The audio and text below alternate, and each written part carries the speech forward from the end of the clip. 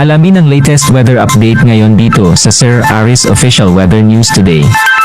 Apektado ngayon ng Intertropical Convergence Zone ang Mindanao maging ang Eastern Visayas at nakakaranas nga po ng mga pagulan ngayon ang halos buong Mindanao at even yung Eastern Visayas dulot ng Intertropical Convergence Zone. At sa mga kababayan natin doon, huwag kong kalimutan magdala ng payong, raincoats at maging alert at maging handa po sa mga posibilidad ng pagbaha.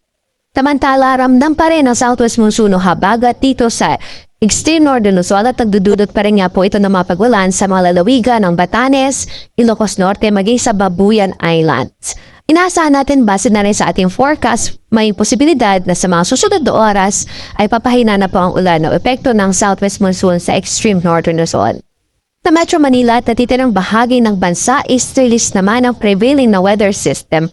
Lumat wala tayong inaasahang maluwakang pagulan o widespread na pagulan sa natitirang bahagi ng bansa like ito sa natitirang bahagi ng Visayas at natitirang bahagi pa ng Luzon, ay posible pa rin ng mga isolated na mga pagbuhos ng ulan such as yung thunderstorms sa hapon at gabi. Wala rin po tayong bagyo na minomonitor ngayon sa loob ng ating area of responsibility dahil yung remnant low ng dating si Tropical Depression Auring ay malayo na po sa ating area of responsibility at wala na po itong direktang epekto ngayon sa namang bahagi ng ating kalupaan.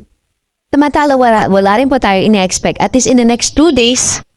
Patuloy pa rin po tayo magantabay sa magiging updates ng Pag-asa.